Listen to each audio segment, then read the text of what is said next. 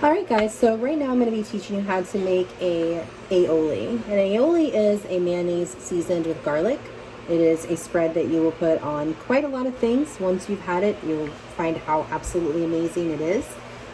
Tonight I am making BLTs for dinner because my husband's working and it's something super easy for me and the kids.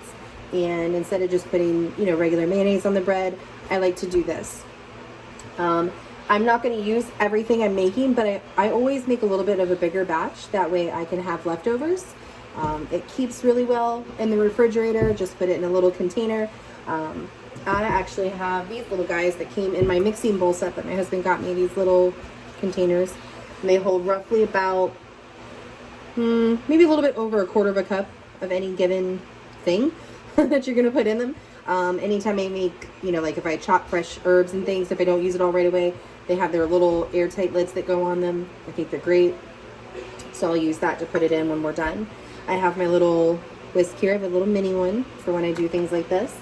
So for mayonnaise, we're going to be using a 1/2 cup. I use the Hellmann's real mayonnaise. For the minced garlic, we're going to be using 1 tablespoon. For the horseradish, this is the kind that I get it at Publix. For the horseradish, we're going to be using 1 teaspoon. And then as far as the herbs that are going to go in it, I'm probably going to put in a little bit of fresh parsley because I have some of that in the refrigerator, and maybe a little bit of thyme because I have a lot of fresh thyme that I need to use up. So feel free to add in whatever herbs you like. I have done this before with dill, although I will warn you, dill has a very distinct flavor, so make sure you go kind of ginger with it. I've done it with tarragon, rosemary, and again, those are very distinct flavors. Parsley just kind of has a very neutral, clean flavor. A lot of restaurants will serve it on the side of a plate as a palate cleanser or like a garnish. So it's just a really clean, mild flavor, and it just adds that nice pop of green in the aioli. So we're going to use 1/2 cup of mayonnaise.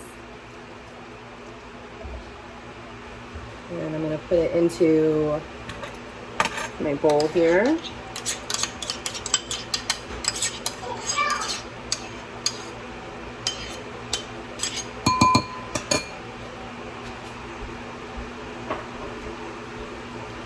Feel free to add in whatever you want to add in. You're not bound to anything when you're doing this. Cooking is a way to display creativity and love. And as long as you're not going to do something super weird, like, okay, thinking about the movie Ratatouille from Disney, some sort of anchovy licorice sauce, which, if you like that, to each his own, I guess. I have no interest in that. But when you're doing something like an aioli, you're not exactly bound. Now, here's the thing. What makes it an aioli is the fact that you're adding garlic to it, okay?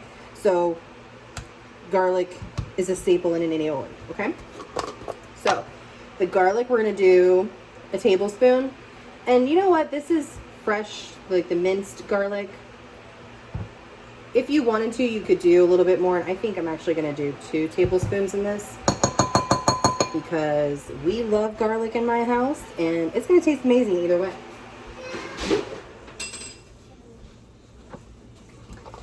Horseradish, though, is something I will kind of stick to my measurement on because a little bit goes a long way with this.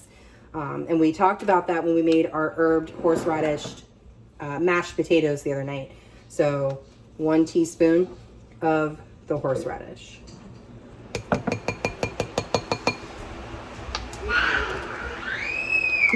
Can you hear the twins in the background? All right. And now the only thing we have left to do is we use our little whisk. We mix that up. I mix this up first before I add any other herbs to it, just because I like to get the consistency going in the right direction. And it's going to be actually really smooth and really creamy. Mayonnaise, if you looked at it when I took it out, or even if I'm just going to open it up and show you guys. So mayonnaise, it can be pretty solid. But once you start adding things, this garlic, it's going to have its own juice to it, its own, because this is the one that's made with it's got olive oil in it. The horseradish is cream style horseradish. So both of those are going to add a creaminess to this dish. Okay. So now we're going to add in our herbs. So I just happened to have a look, and JK on me, it turns out I don't have any parsley. That's fine. I still have thyme. So I definitely want that flavor in there. So again, when you're taking the leaves off of thyme, because see how tiny these are, you're going to hold it at the top, then take 2 pinchers, beep, beep, and hold it firmly and slide it down the stalk, and it will take the little leaves off. Okay? And then you can just get rid of the stalks. For this particular recipe, I'm just doing 2 stalks because that's what I think it would need. If you were going to portion this out and actually set it off to the side, I'm going to call this about 1/2 teaspoon of fresh thyme.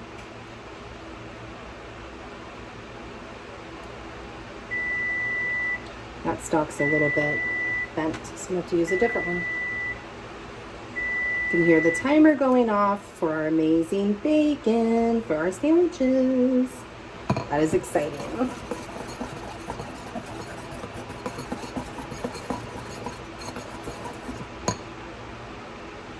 And it depends on how big your sprigs of thyme are. That one that was really big, I don't know, the sprig was kind of weird. So I didn't get to use all of it, which is fine. So I'm finding some individual sprigs in the packet I have now. Perfect. So my fresh herbs I also get at Publix. I have gone to a local nursery, like a garden center before. The one that's closest to us is called Rockledge Gardens. They have beautiful fresh herbs there. But because of COVID, I haven't had a chance to get back to that place. So when I buy my herbs, I buy them at Publix right now. This is Rock Gardens Organic Thyme. And like I said, if you were to measure it out, we used about 1/2 teaspoon. So we've added that into our mayonnaise, our aioli now.